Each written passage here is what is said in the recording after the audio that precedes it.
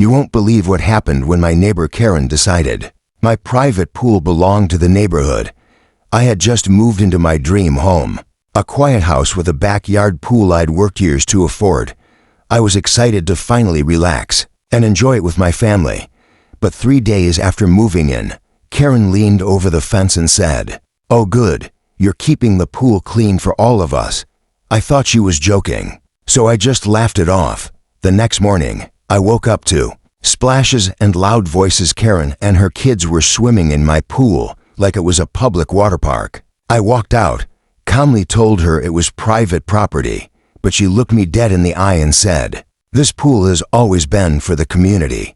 You can't just take it away from us." I reminded her I was the new legal owner and that the pool came with the house, but she wasn't having it. She called me selfish and walked away in a huff. I thought that was the end, but no. The next day, she came back with a few of her friends, trying to climb the fence again. That's when I decided to print out my property deed, highlight the part that clearly stated I owned the entire lot, and install cameras all around the backyard.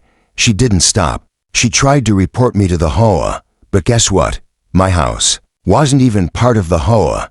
She even called the police on me, claiming I was stealing the community pool. When the officers arrived, I calmly handed over the documents.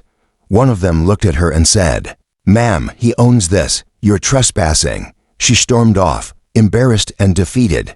After that, I thought it was finally over. Weeks passed, peace returned, until one night I checked my cameras and saw Karen sneak into the yard with bolt cutters. I called the cops instantly. That was the last time she ever came near my pool. Turns out, she was charged with attempted vandalism and trespassing. She moved out a month later. So now I ask you, what would you do if someone tried to turn your private space into their playground?